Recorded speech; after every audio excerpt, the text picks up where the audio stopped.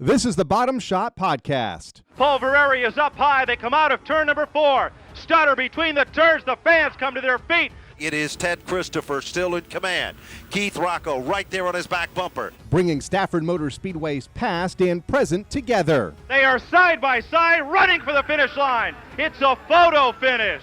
Deep into turn number 3. He goes in deeper than most. Christopher is in trouble. It is Keith Rocco to slingshot to the bottom, and he'll take down the win. A Stafford Motor Speedway production where we will hear from the personalities from the past and present that found success on the legendary half-mile oval. The scoreboard shows goose eggs as they wait.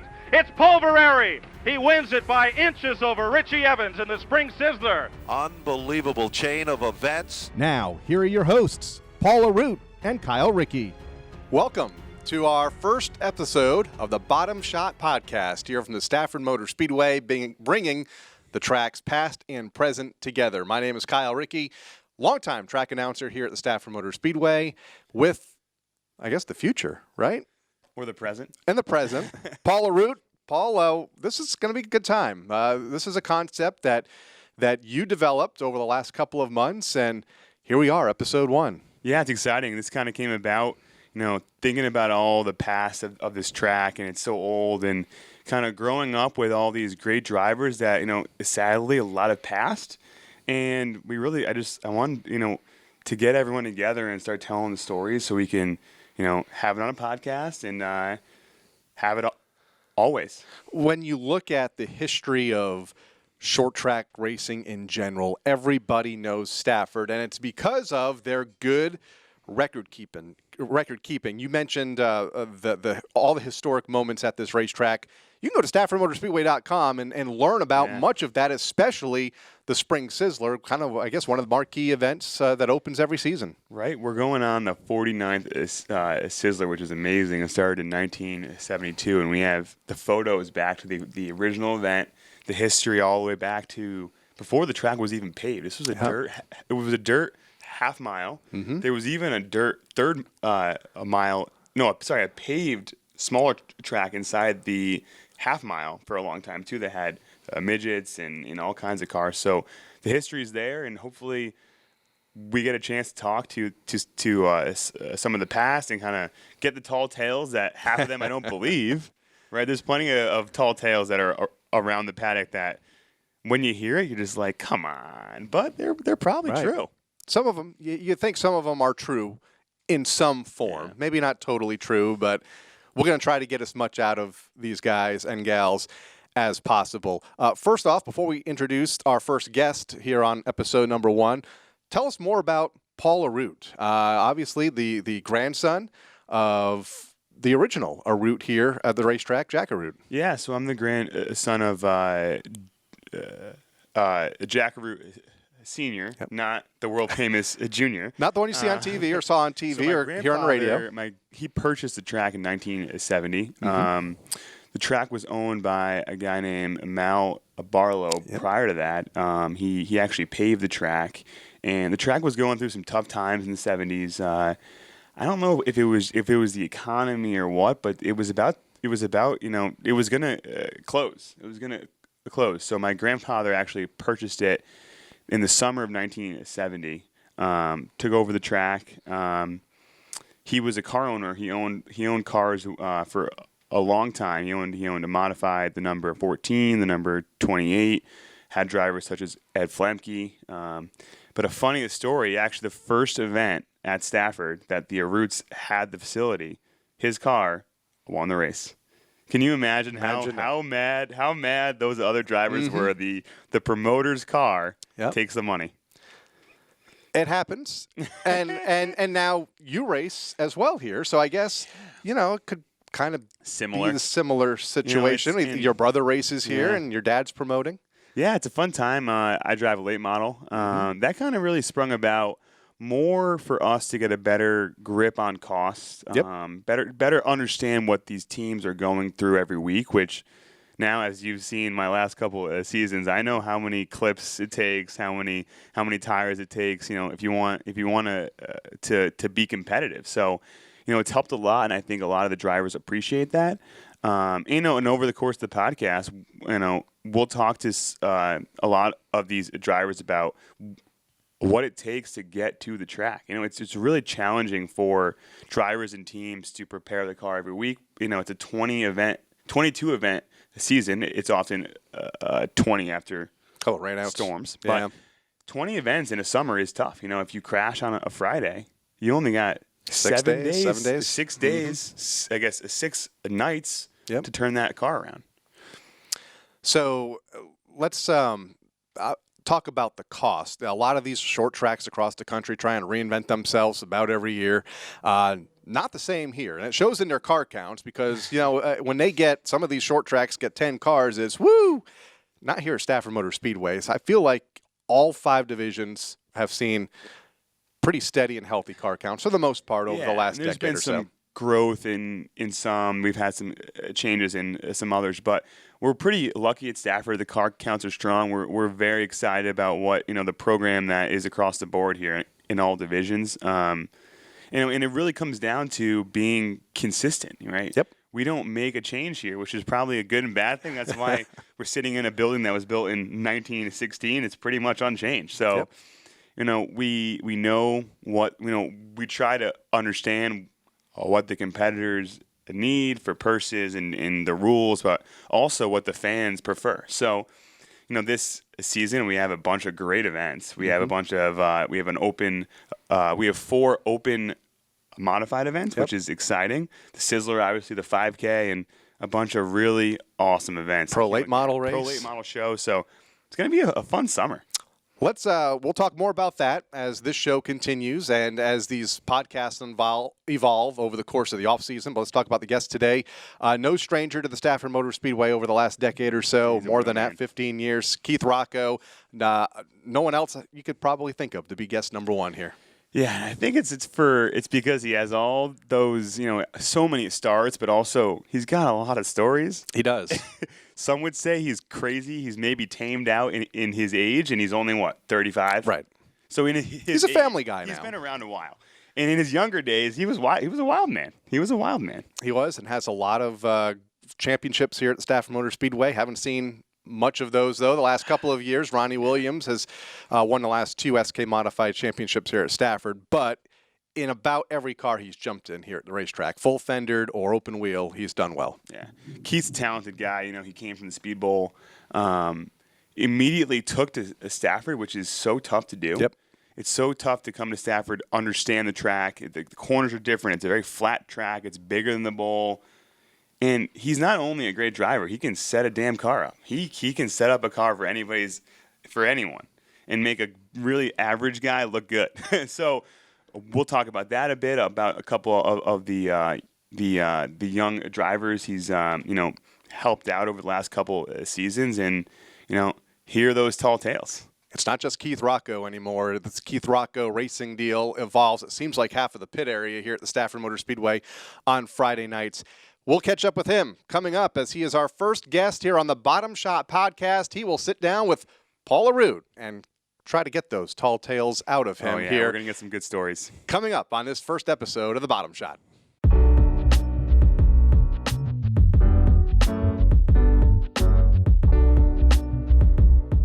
Let's bring him in. Here comes Keith Rocco. Welcome to the podcast, bud. Thanks for coming up. Thanks, man. I appreciate you having me on. Man, so let's just talk about some stats quick. You've been at Stafford since 04. You have 347 starts at Stafford and 67 victories. That's amazing. In 15 years? I was just thinking that's not really that good. 347 starts across. I know, but I like to. I'm not getting cocky, but usually rule of thumb is we want at least half of victories. Yeah, it's a pretty good. That's almost a third. It's a lot of time in holding the trophy. So kind of just tell us, how'd you get started in racing? I know your father drove, but kind of what sprung it all up? So my father raced, obviously. So when I was a kid, probably right around the time of my son is now 5 or 6 years old, is when I really, the last real remembrance I had of it. But, like 88, 89, 90 was the last my father really raced that I remember. But, I remember coming here. I remember going to Waterford. I remember going to Thompson, and just a lot of fun. The last few years, like 89 and 90, was when I was really becoming hands-on and learning a lot. And I know it sounds like, you're learning a lot. I'm 5 or 6 years old, but still, just the point of being in the garage and seeing what it takes and how much time went in For sure. is where stuff really started for me. So around that time, though, do you have like a memory of being around the cars, or is it almost like the stories that have been told about that time? No, I remember it. I mean, actually, the local newspaper, which is the Record Journal for my town, actually did a story on it. I think it was maybe 90 or 91. And they came to the shop and they did a whole story. And it was about me and my brother and working on the cars and stuff. And, my father wasn't afraid to throw me into stuff and be like, here, take these nuts off the quick change cover and, just anything. He threw me in. Another thing that we did was, taking the valve cover nuts off so we could adjust the valves. I mean, 34 years old now, and you're wrenching. I remember, that stuff like it was yesterday. That's great. And so when did the transition become from young mechanic helping out dad to becoming a driver? So I never really thought of it. It's funny because when we were that young, me and my brother are twins like Michael and Ted were, and I was always the one laying under the car in the creeper, and my brother was always the one sitting in the seat. So we always joked, like, growing up, from my father and everybody else that, Jeff was going to be the driver and I was going to be the crew chief. So, that was always the joke as we were growing up. And, up till the point where I started racing go-karts, which was at the age of 13, I never really even crossed my mind that I really even wanted to race. I wanted to work on race cars. I wanted to be a part of them. I wanted to go to the racetrack, but it never really crossed my mind that I wanted to be a driver, and I never really, was on the verge to go out and make stuff happen and find a ride or find a go-kart or any of the above. So, age of 13, you got in the cart. So, where, on what track? And long story short, maybe my father was thinking more about it than I was, but he wasn't the type of father that, pushed us into racing at, 5 or 6, like some of these kids start. I mean, you look at the quarter midget stuff, some of these kids are literally 4 or 5 years old and they're sitting in a quarter midget spending their Saturday 12-hour days. Who wants to do that, Wait, so how about this? So you didn't even get in a cart till you were what, 13? How old was Andrew Moeller when he was in an SK Modified? Yeah, that's a question nobody knows. But so at the age of 13, our birthday was in January. So my father talked my mother into buying a race. It was a racing go-kart. It was for my uncle. My uncle had it. It was kind of outdated. But whatever, my father told my mother, we'll buy it and we'll take the kids to the parking lot and they could race around the parking lot. So it started with that, and then my uncle was racing go-karts at a track called Nutmeg Karting Association up in Selton on Route 34. Yeah, okay.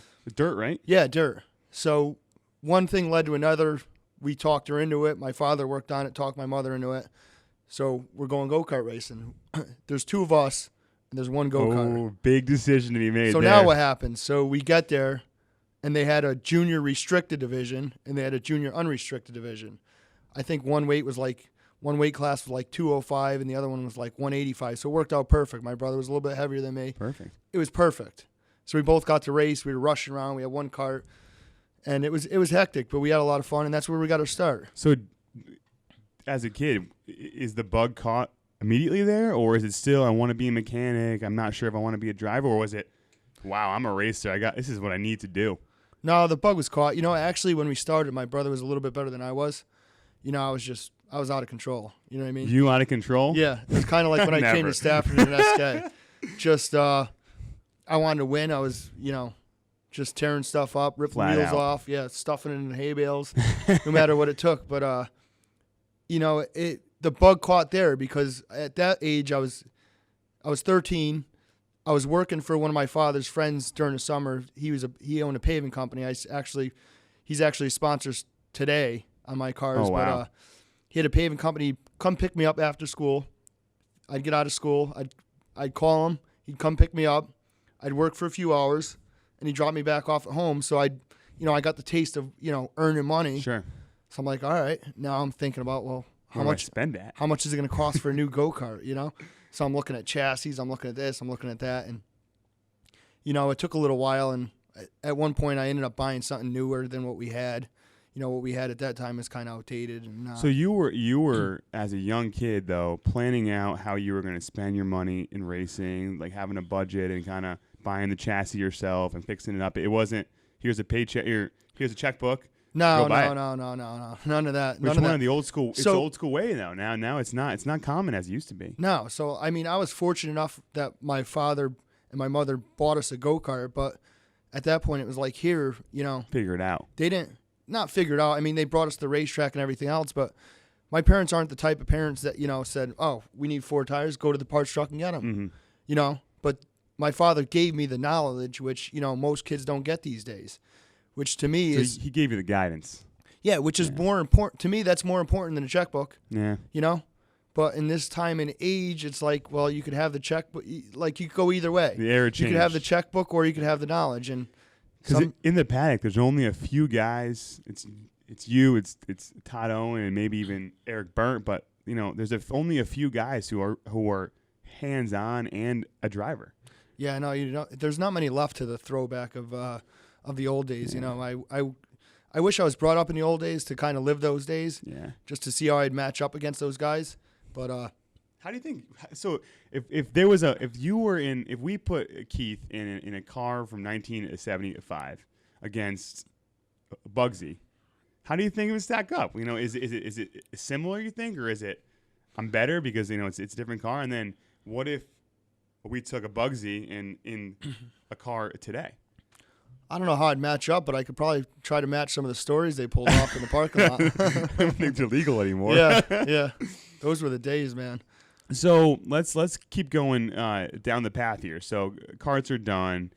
How do you end up in a full size car? And I know where at what track and kind of how did that progress? Well, actually, the reason the go-kart stopped is we raced 13, 14 when we were 13 and 14, maybe part of 15, and then we're like, okay, well, now we could get in the pits. Oh, so you're thinking I want to be at the big track. So my father's like, if you guys really want to, we were helping one of my father's friends that was, older and really wasn't competitive. And my father's like, if you guys want to go to the racetrack and you want to be part of a race team, he's like, I'm going to hook you up with somebody where you're going to go, you're going to learn, you're going to win races. And at that point, my father was like, my father and Ted were where they left off racing. They were like enemies, you know what I mean? It was like Ted and Bo Gunning, It was that rivalry. So my father called up Ted and he's like, my kids are old enough to get in the pits, they're looking for somebody to go help and start racing with. And Ted's like, yeah, come on, bring them down, stop down the shop, bring them by. So we didn't have our license at that time. We were 15. So we'd go to my parents would drop us off at Ted's shop. Okay. After school, or we'd get, at that point, it was, towards the end of summer. So we were kind of in our junior, senior year. So my parents, we'd get out of school early. They'd drop us off at Ted's shop, and we'd ride to the track with Ted. Wow. And there was even nights, Ted had the 44-foot truck and trailer. There was nights we'd come home from Thompson, he'd drop us off at our front door out of his way, Wow. So I don't think many people understand that. So you actually helped you were a mechanic on Teddy's crew. This is when? This was early 90s? No, we were 15, 16 years old. So this was whatever. We started with him in 2001. Oh, okay. So, yeah. So kind of tell me some stories of just being on Ted's crew back then. This is kind of the TC, the heyday. Oh, so, I mean, there's stories that people won't even imagine. So the whole thing was, like, when my father raced against him, it seemed like Ted was like a big cheater. You know what I mean? He was always getting DQ'd, always getting thrown out. So you can't make this up. Like, literally can't make it up. The first race we ran with Ted was the Icebreaker in 2001. We go to the Icebreaker, and he won the race. We go to Tech. He gets DQ'd for fuel. Okay. So we're on first time. This is our first outing with Ted. This is your introduction, dude, to being on a top tier team. Yep, you're bounce DQ. And I'm like, how do I call my father and tell him that we got thrown out because of bad fuel? Because the first thing my father's going to say is some things never change, because that's what they used to deal with back in the day. So whatever. It ended up being, I don't know. They didn't correct it, but they tried to fight it, and it just didn't happen. It was a DQ. It was Teddy a DQ. was trying to do something. It was a DQ. Yeah. But So that was the first race. So the first right time out of the box. you got picked up to go to the track. Thrown out. You're loving it. You get the win. In Thrown tech, out. you get DQ'd.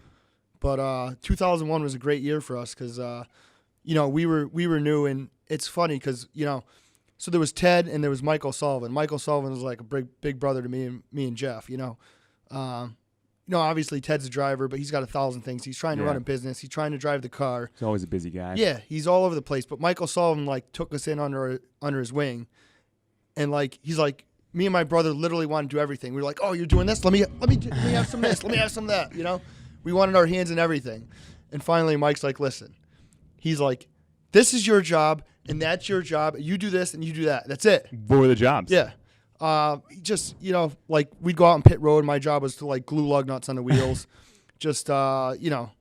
We nut and bolted the car before the race. We did stuff, but rather than us being involved in everything. And he settled us down.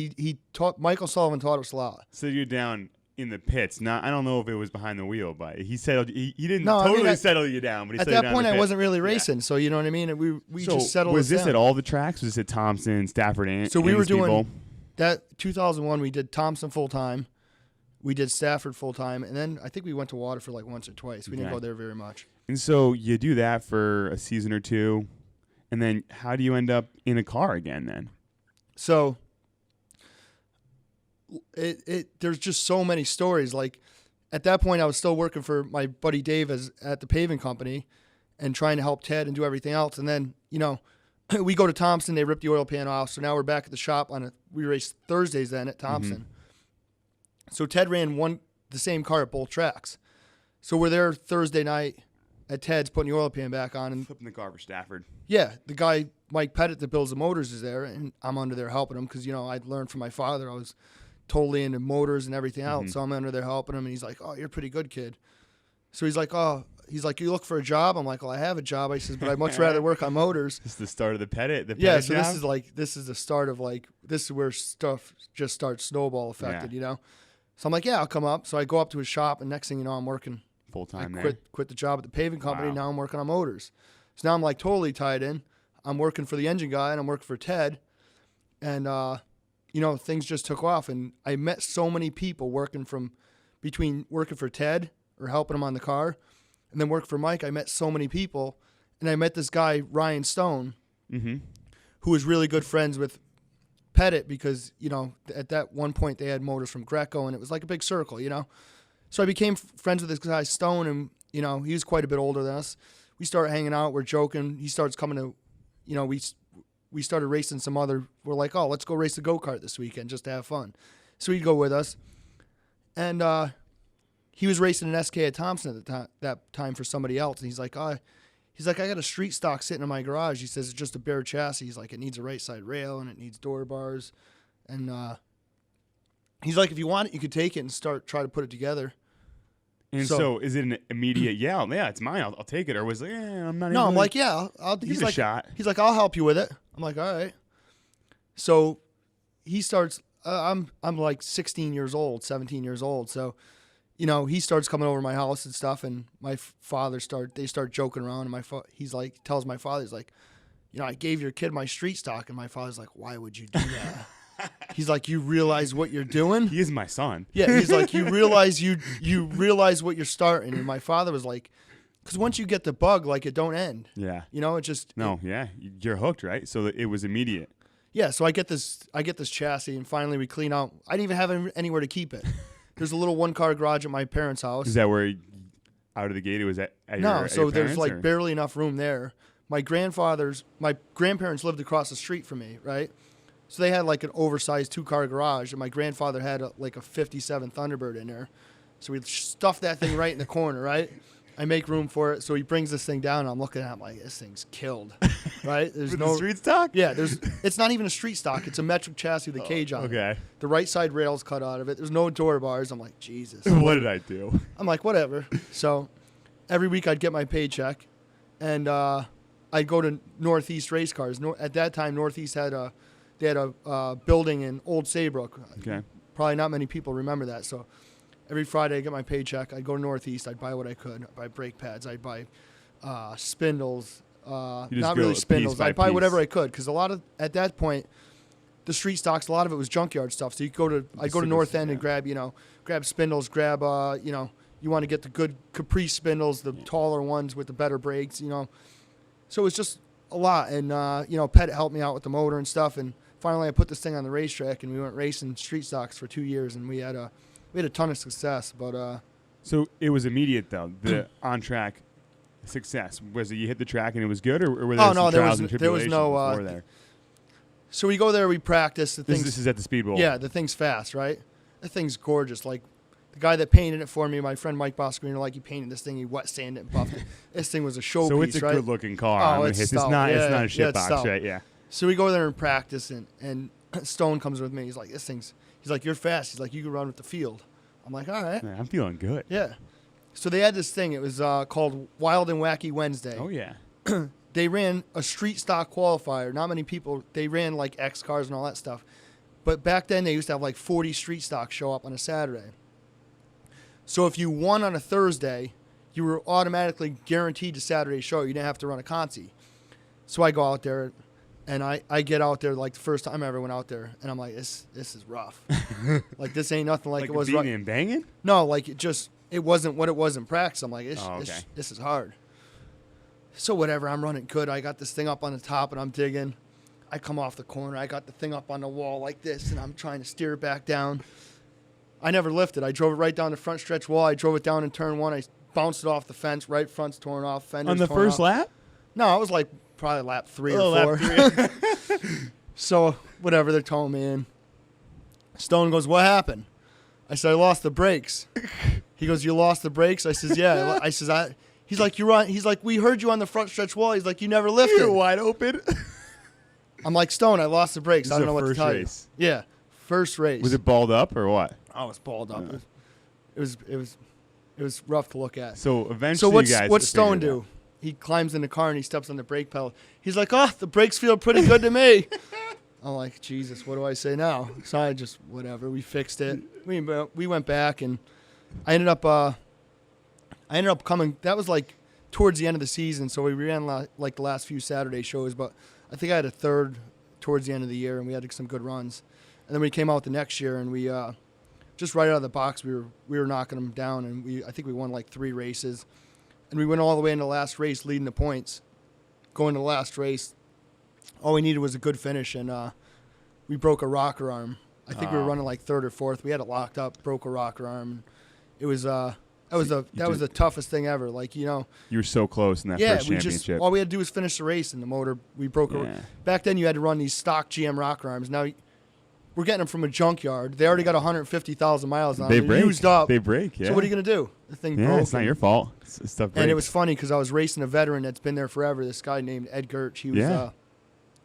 He was like the king of the street stocks back then. Championships, right? I'm like a 17-year-old kid racing a veteran, and he comes over to me and he puts his arm on my shoulder. He's like, "Listen, kid, you did a hell of a job, So that must have been a good, like, hey, I'm here. I can do this. I just I'm a young kid. I want to win. Yeah, of course. We seen that the first time I went out and I drove it down the front stretch wall up on 2 wheels. Stuffed it in the first turn. But the next year we came out and we ended up going in the last race. Same thing, battling with Ed Gertz and this other guy named Norm Root, and it was one heck of a finish. We were 1, 2, 3, and we drive down in turn 3 turn 1 with like, I don't know, it was like 10 laps to go. And Gertz was leading. He cuts a tire, and I'm right behind him. He spins, cleans out Norm Root. I'm like, this is perfect. I got the lead. I got this one. They put me to the back, and they said I cleaned him out. Oh, the beginning of is that your first career bad call on you then? Yeah, so they put me to the rear. So now all 3 of us are in the back, and whatever. It was a big rat race to the front. I ended up winning the championship, finishing like 3rd, and then over that winter, Pettit was like my biggest supporter, So he tells everybody, he's like, oh, this kid's gonna be good. He's a heck of a driver. He's good. And at the time, Chuck Dockery's getting out of the 78. So Pettit's telling Gene Guy, he's like, oh, I'll give this kid a shot. He's good. His father raced. Everybody knew my father, and somehow, some way, it happened. So is that so you went directly from the I went from a street stock at Waterford to an SK at Stafford? Wow. Okay, I thought there was some time in the mods at Waterford. There was no. Okay, so I ran like like when at that point, like I'm racing the street stock and I'm still love helping Ted, so I'm trying to race the street stock. I'm trying to help Ted. You're going back to Ted's Ted, area, at Stafford on Fridays. And we never stopped helping Ted, even when I was racing the street stock. It was pretty cool. Like we'd go to Saturday at the Speed Bowl and Ted would show up there and race. Like he's hanging out with us. Yeah. Like I'd win the race. He was like a celebrity when he came in there, right? Yeah, so there's pictures of him. Like I win the street stock and he's over there in victory lane with me. It was just so cool. You run street stock. You win the title. Yeah. And then what is it? You just get a phone call from the Poolins? Yeah, they're like, let's do it. And we're thinking about doing something, and then finally they made up their mind. They're like, we're going to do it. So I have your all-time Stafford starts here. You have one career start in 04. That was for Ted. So you drove in. I drove the 33. You drove in Teddy's car. I drove the Mystique car, yeah. For, what was it, at the end of the year? At that point, it was towards the end of the year. They were trying to hopefully get some regional points back then, and they needed an extra was car. It a starting park? Yeah. Or? No, Okay. they let me run the whole race. So was that your first time in an SK at Stafford? That was my first time, yeah. And so you get in an SK, you're driving your Teddy's car. He's Ted. He's your guy. You've been around him for what, 10 years then? And what's it like? You're driving SK at Stafford in the Mystique car. Yeah, it was pretty cool. I mean, back then, like, I'd climb in his car and it was like I fit in there perfect. Like, even towards the end, like, before Ted passed away, there was times I'd jump in his car at Waterford, and I just always fit so good in his seats, and it was so comfortable. But I jumped in, and they're like, oh, just run the whole race, don't wreck it, And you're like, oh, I'm in Teddy's car. So like, you're a confident guy though. You're like I'm gonna go take the trophy in this damn thing. I'm gonna beat Ted. There was times like Ted would go to New Hampshire, and I'd practice his car, and I'd be up at the top of the speed charts and stuff. I'm like, back then, Barry Cannell was working on them and Michael Sullivan, and cars were just fast. You know what I mean? Yeah. That was like they drove themselves. But, I started last. I think I might have finished 12th or 13th. But I just wanted to get up there and mix it up with them guys. But, it was just so street stocks were like, they were hard to drive, but they were easy to race. Yeah. You know what I mean? Yeah. They didn't have grip. They didn't have. You had to, you're in driver there. has a lot of say in like how the car drives. Right, you're in there. You're a lot of wheel into you're it. You're sawing at the wheel. You're yep. free. You're free in. You know what I mean? Tires. Yeah, but they were easy to race. You had fenders. You weren't racing. Bounced off each other. If you were racing with the 10th place guys, they weren't the best caliber of drivers. They didn't have the best equipment. But when you got to SKs, they were so easy to drive. Like you'd go out and practice. I could lay down a lap. I'm like, I'm just as fast as Ted. He's gonna check out. I'm just as fast as him. And then you get in a car and it's like you're driving it and like the right front's like right there and there's nothing protecting it. So it's just such a different type of racing that you get out there and you get in the field and you're like, all right, I'm gonna drive it in there and fill the hole, and then you're like, oh. There's no hole. Yeah, there's I no don't know hole. how you guys do it. That's all I can say. I sit up there and I go, I don't know how the hell you guys do it. And it's like you get in there and it's like, all right, well, if I hit him, the right front's gonna get ripped off, and then my night's over. Yeah. So, and the last thing I remember them telling me is don't wreck it. And you didn't, though. You survived. It sounds like. I never wrecked Ted stuff. So then you come back in 05. Is that's your that's first my year first with the year. Poolins. Yeah. And you get a win. So what? You go from never turning a lap at Stafford to pretty much a win your first season. Like, yeah, unbelievable. So the first, obviously they want to go there. The Poolins, the big thing was always we go to the Icebreaker, we go to the World Series, and maybe Thompson used to have 300 weekend. It was a big weekend. It was a weekend show. So we go to the Icebreaker. Before the Icebreaker, we go to the practice. They have the open practice. We go to that. We're pretty quick, right? So we go to the Icebreaker. Practice Friday, I think, got rained out. So we go out on Saturday. And, I got my chest puffed out. I'm like, yeah, I got this. We're good. You're feeling So good. I picked the fastest car there. Back then it was the 6th car, Jeff Malave, right? I'm like, I'm line up in practice. I'm going to follow him. I'm going to run right with him, right? So we go down turn 1, follow him for a lap, and he's driving in. I'm like, I'm going to lift when he lifts. So I drive down in turn 1, and I get all crossed up, overcorrect, stuff it in the fence, rip the right front off, right? Practice? This is a practice. First time out with the Poolins. So this is the first time you drove with them. Yeah, I'm like, car owner must be. I'm like 18 years old. So what the heck did I sign up for? They 2 hooks towing it in the pits. I'm like, Jesus Christ, this is rough. I'm like, well, I'm thinking to myself, well, I could see I'm going to get fired, right? So we all start fixing the car. We get it all fixed up.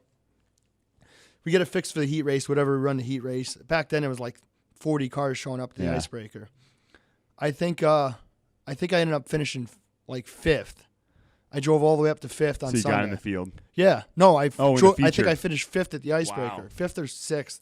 But I was right there with them guys, so I'm like, this, that kind of regained my position. So I'm you're like, I was in the fence in the I'm- first lap, but I'm now mo- I'm in 5th. I'm okay. on Monday, I'm like, I think I might still have a job. Okay.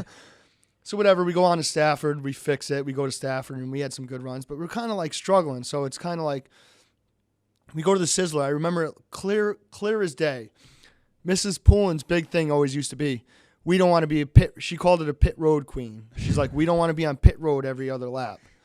All right. Pit road queen. Yeah, That's that was Mrs. her thing. Poulin, huh? We don't want to come down pit road. So they'd sit in the stands. They got their big cheering section over there with all their people, and Bridget's listening on the radio and everything else, and they're all watching. So I'm out there, and I don't know nothing. I ain't never drove an SK. I ain't never. Stafford. I mean, I drove Teds, but I That never. doesn't count. You're in the field. I never been out there like Sizzler. battling. This is like, Sizzler weekend. there ain't nobody telling me not to wreck this thing. Like, go for it. Go So win.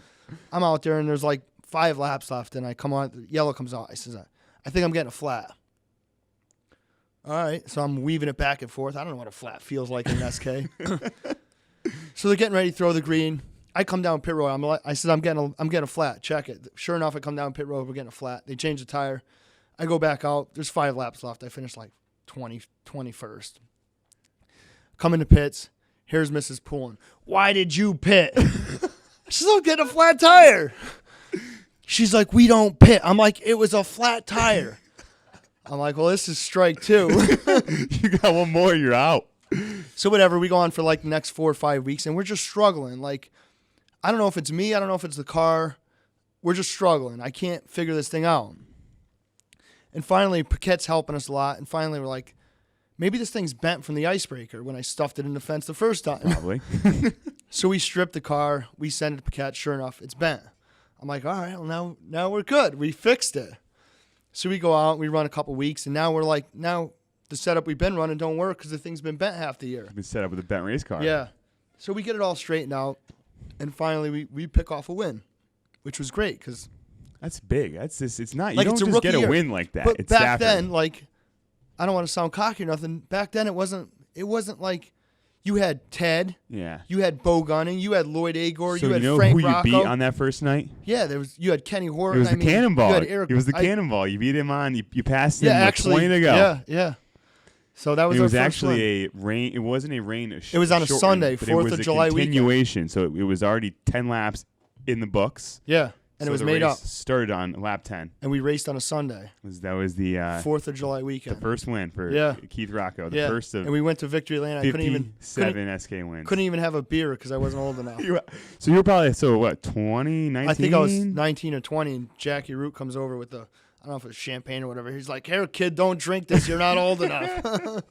So you compete in 05, the full season at Stafford. You grab a win, and then 06 only went to 8 Thompson. starts. That So- was a little bit of a hole I didn't understand in the record book. So in 05, we were like, all right, Thompson's racing a weekend. Let's go. And we were so fast there because back then it was like, it was horsepower and it was Yeah. talent. Like if you Send drove it in the corner if you and drove hope the it comes thing out. down in there, Yeah. bonsai'd the guy out of the way and had horsepower, forget it. You were running in the top Yeah. 3.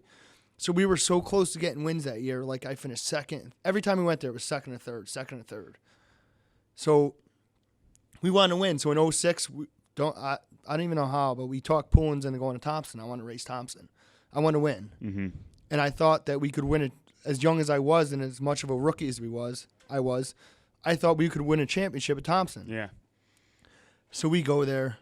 And that was the worst mistake ever. I wrecked more Oh. shit than you can imagine. Like, I feel like we ran Stafford all year and we ripped the wheels off like once or twice. It was every week at Thompson because we went back to horsepower and talent. Yeah. So I'm like, when you driving wreck the at thing- Thompson, you wreck Oh, yeah. big. Yeah, we killed that thing. So tell the listeners kind of the difference between the Stafford being a flat half mile and then a banked Thompson track. It's a 5/8. It's fast. Kind of what is the difference and why is the driving style so different?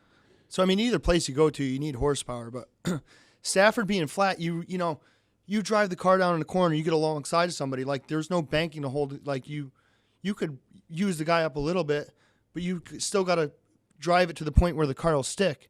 when you go to Thompson, there's so much banking. Like you could drive the thing in down there, and And it sticks. It's gonna stick, but you still got to door the guy a little bit, So And so is setup more important at Stafford or Thompson then? the Stafford's definitely more important. So it's all about getting Yeah. that car to turn. Yeah. Thompson, the banking's so forgiving. Yeah. So it's hard. It's so tough. I know, as drivers can understand those changes, but as from a fans, when you're sitting in the stands, you just don't understand why, if Keith can be good at Thompson and click on 5 in a row, but then it's at Stafford, go ice cold. Like, why does that happen? So it's always the perspective of a driver is very important. Yeah, and then the other thing at Stafford, there's 10 cars that could win any given night. Yeah. You go to Thompson, it kind of fades up a little bit, where it's more like 4 or 5 cars, because it's just like Thompson's a tough place to race. Like you either have it or you don't. Yeah. So we'll go into the next segment, which I think all of us are excited to talk about, but it's kind of the story of the TC duel with Keith. There was a time where you two were great friends. He was a mentor, and there was a time where you guys hated each other. For lack of better, I don't know if it was a personal thing, but on track it was. You guys really didn't like each other, and I got a video that we got to show to start it all off from back in September of 2009. We got a great video. So here's where things were great. Like when I was driving SKs, like when I was with the Poolins, things were good. Like Ted, broke my stones a little bit when I first came up. Like the first time I stuffed the thing in the fence at Tom's. Oh, what the hell! You killed that thing. But It's your first start. He was the first one to break my stones. But we raced really great together, and he probably wouldn't admit it to this day, but he was proud that I was up there racing with him. Oh, I bet he was. So Poolins, like when I first got him, they're like, oh, word was they're going to retire. So 2007, they announced it. They said, this is our last season. We're done. We're retiring after this year. All right. So whatever. We raced really good. We won race. I think we won 4 wins. 4 wins that year. We were good. We were really good. Yeah. We were competing with Ted we were literally competing with Ted those years, and I didn't want to get out of racing. Like I had no other opportunities, but it was funny because I stumbled when I drove for these guys, Bannister Motorsports at Thompson. Like I had to bring tires and fuel and motors, so I was like out hunting for sponsors, and I knew this John Rafano. I knew his brother a little bit, and his brother always told me, he's into racing. He raced drag cars, so I knew he had a repair shop in Hamden. So I go over there Saturday morning. I'm 21 years old, 22 years old, hustling for money, trying to find rides, trying to make shit happen. And I go down there. I got all these stats. I got papers. I'm professional. I'm all dressed up. Right? Yeah. He's wearing a tie. No way. A few times in my life I was politically correct, but I had no tie. So I knock on the door. He comes over. He opens the garage door. They're not normally open on Saturdays. What's up, kid? And I says, oh, I'm Keith Rocco. I race. He's like, oh, I remember you. He says, I used to race with George Greco back in the day. Oh, wow. I says, oh, cool. He says, I remember you guys used to help Ted Christopher, right? He says, yeah. And whatever. I give him a line of bullshit. I'm like, listen, I'm trying to make this happen. It's a really good opportunity for me. I'm like, could you buy me a couple sets of tires? He's like, yeah, I'll do that. So next thing you know, he gives me his phone number. We start shooting the shit back and forth. We're texting, we're calling. He's like, I'm going to Daytona next week for the 500. You want to go? I'm like, yeah, I'll go. So we became really good friends. And he's like, who do you race for now? I says, I race for Gene Guy Poulin and this. He's like, oh, I'll come to Stafford. He's like, so he started coming to Stafford. And when Gene Guy announced in 2007 that it was his last year, John's like, let's go racing next year. I'm like, what? He's like, let's buy a car. He's like, find us a car. And were you pushing him into that at no, that point? He's or were like, you just like, oh, he's like, the guy who's going to help me out? This was all his idea. He's like, let's go racing. He's like, I'm going to buy a car. He's like, I'm selling all the drag cars. That's awesome. So we build this car, like 2007, we build this car during the season while I'm still racing for Poulins. Like, we're set for 2008. So we build this car, he's like, order scales, order this, order that. He's like, I just bought a trailer. We're all set. The first class everything. Yeah. Like 2007, we bring the car to the racetrack in 2007. He's like, let's practice it once. So I tell the Poulins, I'm like, you guys are retiring. And they're like, who's this guy, John Rafano? I'm like, oh, that's my cousin. He's Italian, Rafano. Like Italian. Last name ends in R, Rocco ends in R. I'm like, that's my cousin. We're gonna race for him. So we practiced the car. Like, I literally took this thing out in practice. it's like 2/10 faster Oh, than 'cause the it's brand 78. new. Good piece. I'm like, Jesus Christ, I wish we could race this thing tonight. So we whatever, we put it back in the trailer. I raced for. So the end of the year comes around. We're all set. Pulling stuff's all done. John's car's all ready to go. We're all hyped up. Gene and Bridget call me. He's like, Keith, I got to talk to you. I'm like, all right. So he comes down. He's like, can I ask you a favor? I'm like, yeah. He's like, I hope your cousin won't be mad. He's like, we want to race one more year. I'm like, all right. I'm like, now what do I do? He's my cousin. He's family. What am I going to tell So him? I'm like, so here's the thing. Like, I was always taught in racing, you don't burn bridges. yeah, Like, that's important. this guy, literally, I was a street stock guy that was a nobody. He gave he gave you How a could you shot. say no to yeah. him? So I called John up. I'm like, John, listen, I'm like, I owe the guy a favor. He gave me the opportunity. So we raced one more year with him. So 2008 was a great year. We raced with Ted. We battled with Ted, whatever. We go into the last race. It's me and Ted for the championship. I'm like, this is great. Like, I'm racing. Perfect, yeah. I'm literally racing the best for the championship. We go into it leading the points. And Ted ends up, we were battling. We were in a good position. We had it won. Ted ends up breaking a motor like halfway through the race. And they come over the radio. They're like, Ted just broke. You won the championship. Wow. It's like storybooks. Wow. Like, it's That's literally gotta the be- last it's- year. What a season. We go to the victory. We didn't win. I think we finished like third or fourth, whatever. Win the championship, celebrate. Like, it's perfect. yeah. They're retiring. They're getting out. Like, we're Going going on out on top. top. I did them a favor. Your first My career cousin's got his championship. car. Your cousins are all Got his teed car all up. lined up, right? So this is great. Like, it's perfect. So we all celebrate. We go out to dinner. Their big thing was take everybody to dinner, banquet, all that. We had a great time. So I'm sitting in, I'm like, now we got a Troyer car for Stafford. I still got the pool ones had a CD car. So I got a Troyer car at Stafford. I remember it like it was yesterday. So I still had a CD car at Waterford still. So I'm at Mike Paquette's in the middle of winter. I'm sitting down bullshitting with him. I get a phone call. I can't remember who called me, but they said, Gene and Bridget just teamed up with Ted. No way. I'm like, what?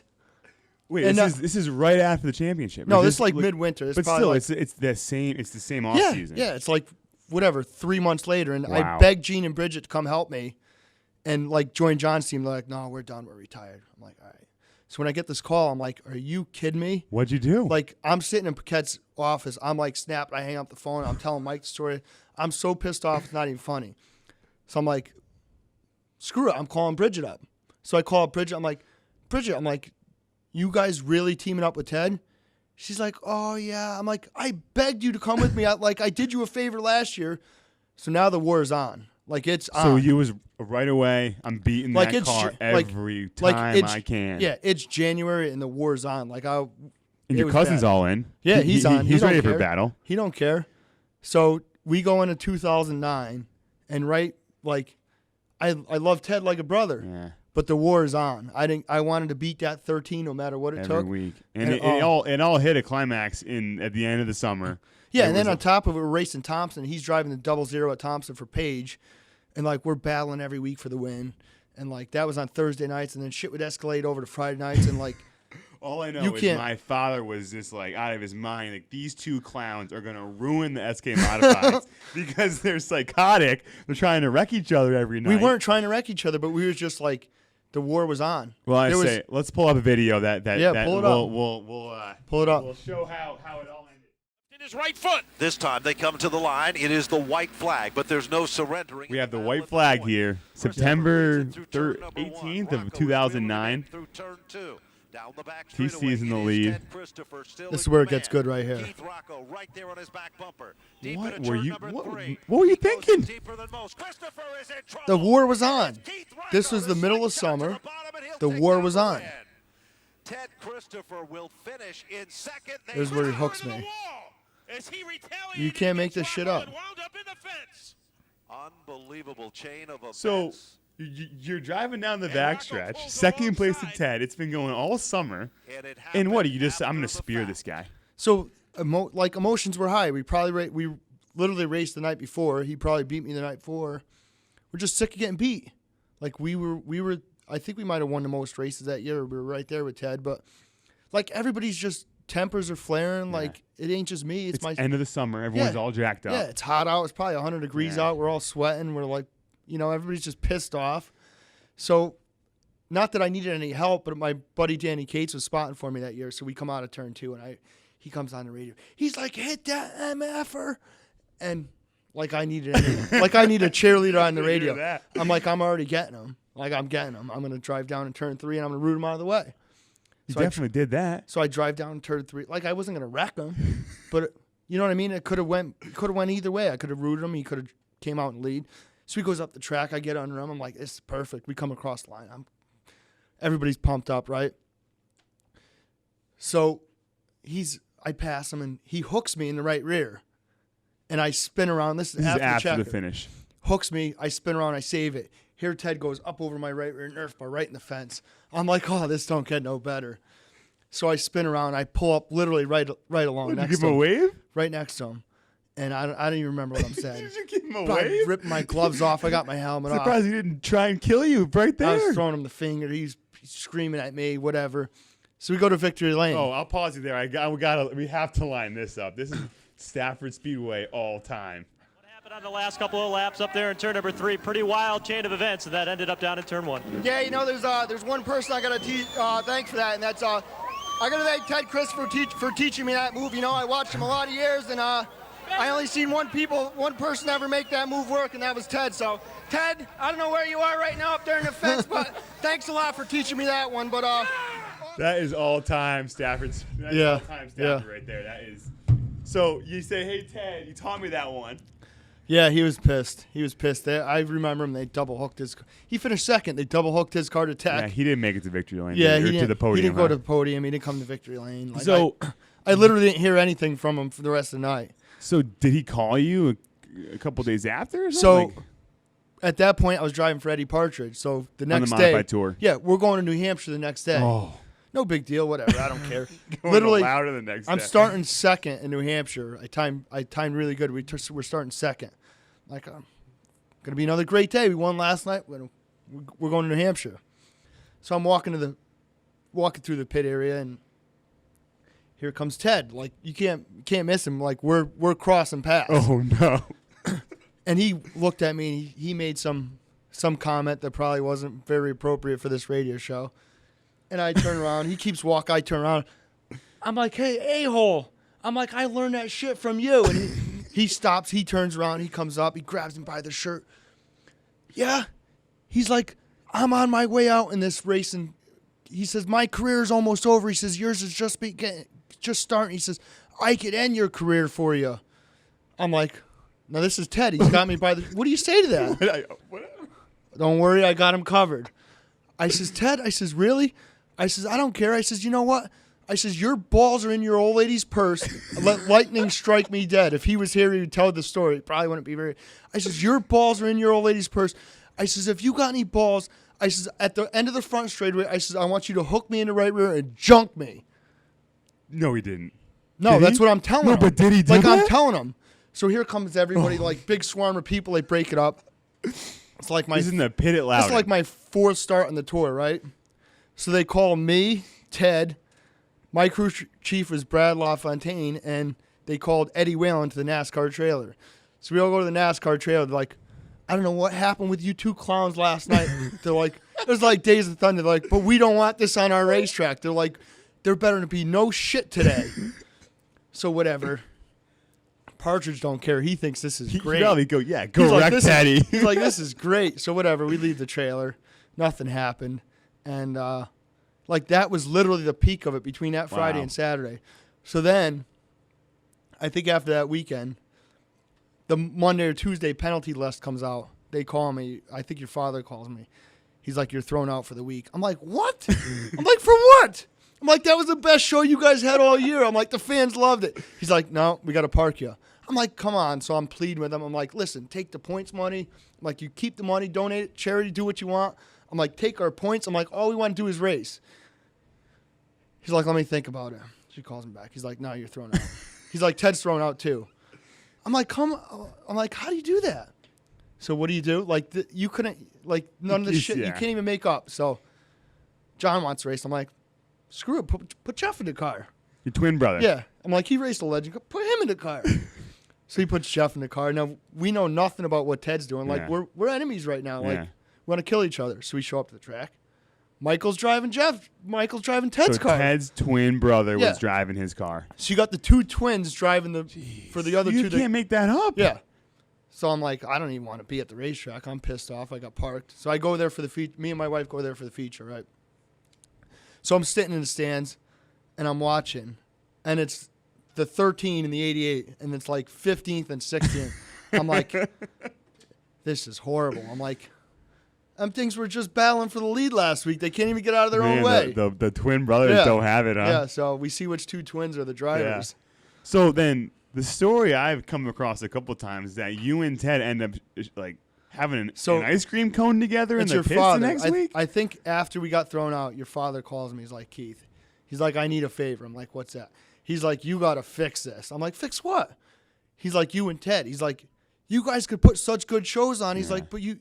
He's like, listen, you just got to show the guy a little respect. That's what he always says. He says, he's like, just show him a little respect. He says, let him know that you know he's still the best. I'm like, all right. I'm like, how should I do that? He's like, I don't know. Buy him an ice cream. I don't know. Ted loved ice cream. That's so Friday comes along, right? And I think it might have been in Ham's trailer, but Ted always used to go hang out in Ham's trailer. So I buy an ice cream cone. I walk to the trailer, and I don't remember the conversation, but I think I handed him the ice cream cone. I'm like, here, Ted. I'm like, you're still the best. I'm like, let's just put this shit behind us. I don't remember how it came out. Here's some soft serve. But he's like, oh, what do you always got to hit me for? And we talked and whatever. And I think it was that year that we finally put stuff. Was it 2009? Yeah, it was 09. Yeah. Oh, the following season was the 2010. So whatever, we patched up. Lapper. Yeah, that was towards the end of the year. So we finally patched stuff up. Like, we started talking, I grew up racing with the guy, so it was like, all right, Mark's probably right. We probably could put some good shows on. So 2010 was probably the highlight. Unbelievable. There was the Coors 100. Yeah, this was. I remember this as a kid. I just couldn't believe what I was watching. We swapped the lead. I don't know, like 15 times in a matter of 150 laps. I have the stat. 17 times in a 40-lap span. It was crazy. And that's at the finish line. So that's not counting if right. You passed him on Sometimes the backstretch. Twice a lap. He passed you on a 4. Yeah. So you're probably looking at 30 times in a 50-lap span. Yeah, it was crazy. But it was funny because he came to Victory Lane, got his picture taken with me. That's a great photo. But then you go back 2 years before the war started when I was driving for Poulins and we raced for the championship. And there's a picture of him in Victory Lane with me in Poulins' car. So, 2009 was just a bad year. So it was a feud, but it was a short feud. It was a one-season feud, and it's a hell of a story. I blame it on the Poulins. They should have just retired. If they retired, it would have been all went good. With Ted, he probably called him up and said, "Hey, I need a motor." Yeah, he was looking for a free motor. ride. Hey, so that's 2010. Ted ends up. You and Ted have all these epic battles over all these seasons, and then 2010 was a great year. That was the year we won the national championship. Yeah. So you win a national title. Is that kind of the pinnacle of your career? I mean, that's or are there other? Is there other There's top, a lot of top things. moments? 2010 we won the most races I think ever in an SK modified at Stafford. I think it's 10 races. Stats. We got 10 races. You stunk the show up. That's the most anybody's ever. I think Pit Cat was. Man, Pit you Cat really and Ted stunk were next the at show 9. up. Yeah, You won half the shows. Yeah, that's what I said earlier. I don't know if that's not a good thing. Yeah, if you don't win half, you ain't doing it right. Wow. And so you continue, and that's driving for John. It's been a great. It's been a heck of a partnership. Yeah, I mean, your cousin Johnny. Yeah, my cousin. We drink a little wine, make some pasta. It's all good. And so we, let's jump up forward. A couple of seasons, and it's 2017. You and Ted are battling all summer. It wasn't your best season. You kind of struggled, but Ted's tragically just taken away from us. What kind of try and tell me your emotions when you found out that we lost. Probably the all-time greatest at Stafford. It was brutal. So we're at Waterford, and Ted was driving to he was flying to Riverhead every Saturday to drive maybe the tour race. It was a tour race. So he was flying to Riverhead to drive the 82, and the year before I actually flew with him I think I flew with him once or twice, maybe back from New Hampshire somewhere, but it's funny because back in 2001 when we were racing with Ted, we flew to Lancaster one time, and the guy was called Pat the pilot. Mm-hmm. And short story, but we get in a plane. There's like 4 or 5 of us, including the pilot, and I'm like, me or Jeff were like, why do you get to sit in the front? And he's like, well, I'm the only one that can land this thing. He says, if Pat ever has a heart attack, he says, I'm the only one that can land this thing. Sounds like 2001. Yeah. Now we fast forward to like 2017, and it's still the same pilot. Like this guy's old, you know what I mean? So whatever. The guy was phenomenal. It was his guy. Yeah, that was. They were but together for a anyways, long so time. he was still flying with him, and we're at Waterford, and my friend's really good friends with BJ that works on the tour, and somehow my wife's like, Ted never made it to Riverhead. She's like, try calling him. I'm like, try calling him. I'm like, you don't think 100 other people try calling him? She's like, they can't find him.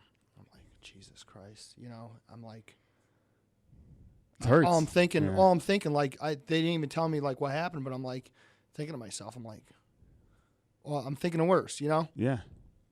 And then they come over and just confirm it, and they're like, they just announced that they found a plane that crashed. I'm like, Jeez. they didn't really say that it was Ted, but like, what This are is the at the track. opportunities? This is at the speed bowl, and you're yeah, about to get like in a race we're about car. to go out for the heat race. Like I lost my shit. I broke down. Like I was a mess. So I climb in the car for the heat race. Like I'm a complete mess. Like somebody comes over, like asks for an autograph or something. I'm like, I Can't do it. I walked away. I was a mess. So I run the heat race and didn't even want to be there. And then I go out for the race and I'm like, screw it. I'm winning the race. I don't care. And they red checkered it for like fog or something stupid. I was just like so pissed off. Like, Yeah. it was just one of those days. And like I get in the tractor trailer and I'm like backing out. Just want to get out of there. Sideswiped the side of somebody's truck that was parked next to me. Like it was one of those days, It was just a bad time. And it hurt all week. And, at that point, Bear was a friend of mine, and he was Ted's crew chief at Stafford. And, me and Bear go way back to, when I was a kid and hanging out at Manifords and everything else. And, it was the clique of people that kind of, we kind of grew up with, and he was always around, and, he was always involved in racing. And, we always joke because Bear, like, really turned Ted's package around, put Ted back on the top of the SKs. So Bear always said, when Ted retires, I'm going to come help you. So whatever. Monday rolls around. Tuesday rolls around, whatever. Bear calls me. He's like, what day are you going to be in the shop? I said, what do you mean? He's like, I'm coming to help you. Right away. So this is the week after. He's like, we got to. And it wasn't like he moved on. Like It was he needed somewhere to go. Yeah. And so did you. Like we all, you like need we someone all to support. You need some support. At that point, myself, we didn't win all year at Stafford. You had a that was we were a tough shit year. box. Yeah. We were finishing good, like top But fives. no wins. Consistent, like up there in points, but we were a shit box. Yeah. Struggling. So whatever, Bear comes over, he helps me. He's like, we're going to do this, we're going to do that. I'm like, you coming Friday? Like, it was just hard for all of us. Like, we're working on the car, like, we're trying to joke and have fun, and, like, we can't. We got that black cloud over us, I'm like, you got to come with us on Friday. He's like, I can't go. It's like, I can't go to the racetrack. He's like, you're going to be fine. So I go out for the first practice. I'm like, oh, this thing's pretty good. So we ended up taking my Waterford car because Bear's like, I don't want that shit box over there in the corner. I want the new car. The black car. Yeah, so we take the black car. So we get it all ready. We're going to the racetrack. I'm driving to the racetrack by myself in the tractor trailer. The thing does 65. It's governed. Like, longest ride ever. I'm cruising along. Yeah. It's painful. Into the last place you want to go. And all I'm thinking is, like, I'm going to win. I'm going to win. We ain't won all year. I'm going to win. Mm-hmm. We get to the racetrack. It's cloudy out. Like, there's no sun. It's a crappy day. People come over, talk to me, and, like, I'm in my own world, Yeah. Go for the first practice. Car's pretty good. I call Bear up. I'm like, oh, it's really good. I think it's got potential. He's like, all right, tighten it up some more. I'm like, it's already tight. He's like, no, tighten it up more. I'm like, all right. So I tighten it up more. We go out in a heat race. I'm like, this thing's tight. I call Bear up. I'm like, it's tight. He's like, perfect. I'm like, no, it's really tight. He's like, no, leave it alone. So you hated the car in the heat. Yeah, I hated Bear it. said, don't touch it. I'm like, Jesus, we made a bad call. We go out in the feature, and this thing is, like, spot on. Like, I think we went, I honestly think we started like 13th or 14th. No yellows, like drove to the front, drove away from the field like a half a track. I think Ronnie Williams finished second. And they had a thing. So you got 2 to go and you pulled off the racetrack, whatever.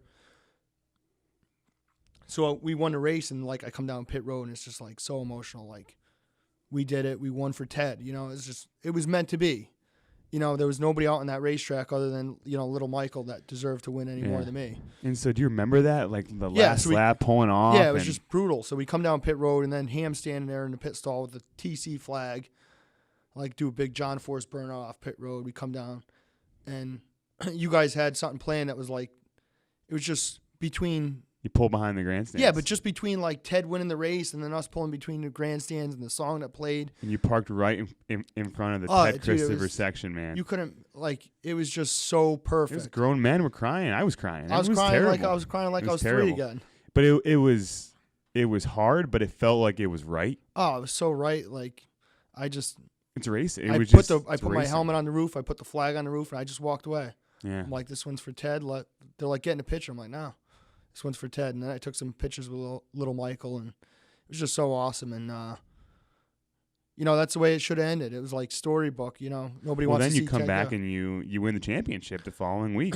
Yeah. So that car was for Waterford. So the next day, like Friday was just so much emotion and so much going on. We weren't even thinking about Saturday. Now Saturday, I'm leading the points at Waterford. Like, we go into Stafford. I'm like, okay, well, we're third in points. So here's the other thing. So that race goes on. I think we were sitting second or third in points. We weren't very far out. Chase and somebody else is in front of us. It was Chase and Ted. Yeah. Yeah. We go down and I think it was literally the first lap. Go down turn 1, come out of turn 2, go down the back stretch.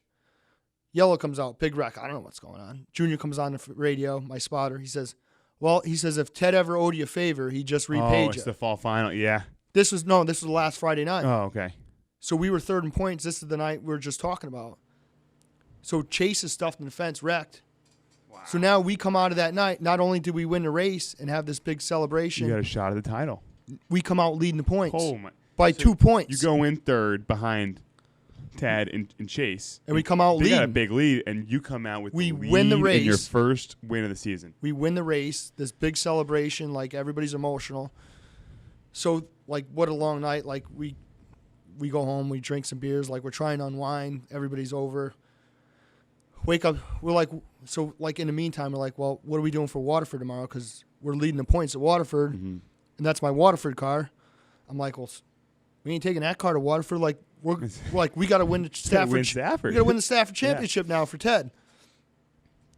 So we're like, all right, well, now what do we do? So we go out in the shop, and we're like, Abley's not running tonight. We'll take that car. So we load this car up on the open trailer.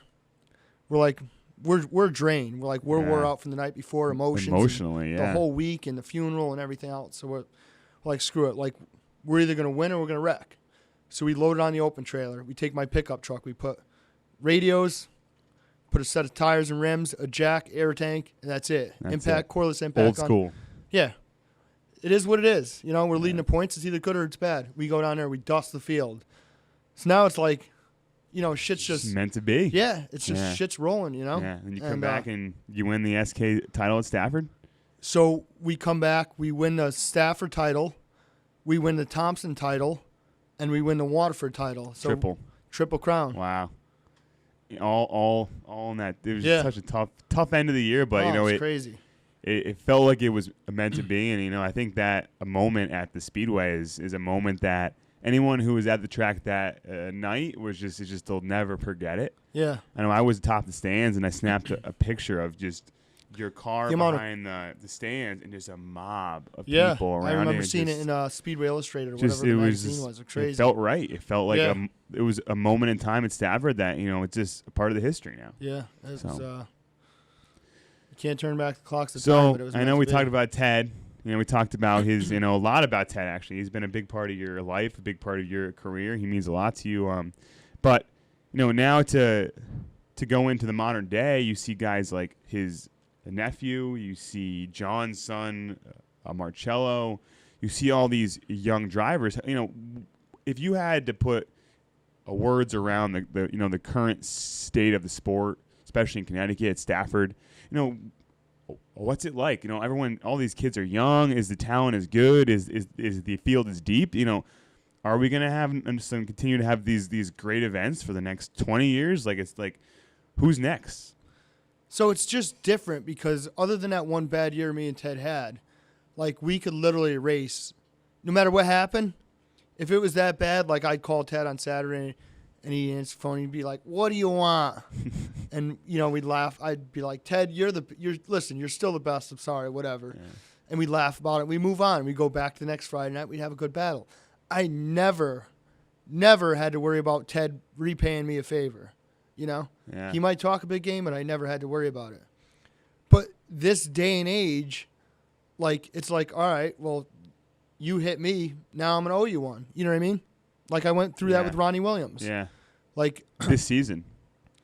Not really this season. This more season, I think more year, last year. But, like, there was a point in time where, like, he had the championship wrapped up. He's like, all right, well, you hit me, so now I'm going to repay you. We're leading the race. He cleans me out. So you think is that just is it just a different type of driver across the field, or is the competition just so high? The competition is high, but I think it comes down to respect too. Yeah. You got a guy like Todd Owen that builds his stuff, maintains his stuff, works his ass off in the shop. Yeah. And then you got a guy like Ronnie Williams who just shows up with a check. Like, yeah, they got great equipment. Kid, don't get me wrong, kid's a great job. Yeah, he's a driver. good show. Great driver. But he don't have the respect of knowing what it takes and what goes into it. Like, it's not even just working on the car. Like, you lay in bed at night and you're like, okay, well, I got to do this, I got to do that, I got to go to work, I got to get tires, I got to call Hoosier, order some tires. We're short a rim. You're just thinking about it all do the we go time, through do we go through the pit car? You know what I mean? There's just so much to think of, where there's other drivers that don't really have to worry about that. That's this day and age. There ain't many drivers that are back from, I say back to the era. Like, I'm not really from the era of the other drivers, but, the older drivers like Ted, Bo, even further back like Bugsy. But, just the racing world has changed so much through the years. Yeah. And I say I've been around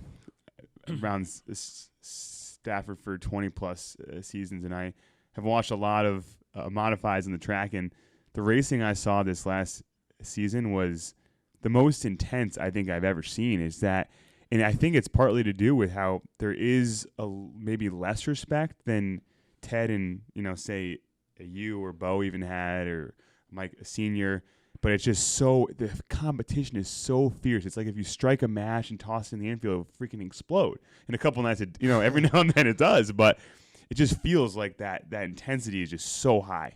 Yeah, just after the year is over, you kind of sit back and you look at how things played out and how things went, and it's like, it makes you almost want to be that driver that really don't care. If the thing gets wrecked and you piss everybody off, who cares, It almost makes you want to go back to that style of racing. Because let me tell you, when I first started off and I drove for the Poolins, like, it's sad to say, but that was me. Yeah, it was rough. I got a great – there was no expenses spared. If I wrecked it, fix it, and put it back together.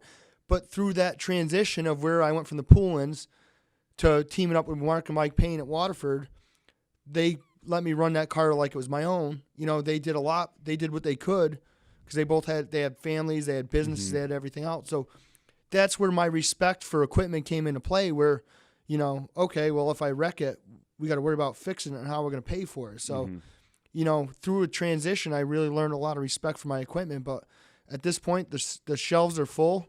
There's parts on the shelves. There's clips on the shelves. There's a jig ready to go. So if we got to go back to that style of racing, maybe that's what we need.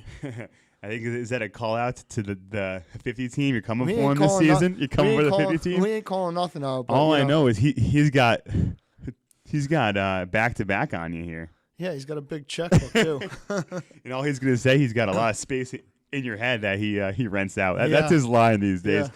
So let's just do one more quick topic. The Sid's Vault show is coming out in couple weeks. Kind of talk to us about that, and kind of, are you excited about it? I know it's been a long season of filming, and it's going to be awesome. And I just wanted to get everyone's take on it here. Yeah, it's definitely exciting. Anytime anybody tries to showcase, New England and Stafford Speedway is great. Sometimes they don't get the recognition they deserve, and to showcase the talent here at the racetrack, but I think it's going to be a really great series. And Sid, so he followed around the teams, Keith's team, the 50 team, Glenn Arene's team, and Mike Christopher Jr. for a full season, and got all the behind the scenes. And there's some entertaining stuff on there. I think it's not all PG, but it should be fun. It's going to be great, right down from me and Ronnie to Glenn Arene and his show. Glenn Arene's got plenty to show us, right? Yeah. and it was a heck of a season, and it's all on film. And it's coming out in January. So, but Keith, it's an honor to have you at Stafford. You're a marquee driver. Your photo is probably gonna be up on the wall here someday, and we're glad you could stop by and talk about all the good times, the bad times in Stafford. No, it's awesome. I think you guys are doing a great thing, and I look forward to this. Yeah, we'll have to have you back again because I know there's a lot more stories to tell. Oh, we could go on for days. All right. Well, that's Keith, and that's the podcast. Thanks for listening. Thanks for checking us out, and we'll be back again for another episode in a couple weeks.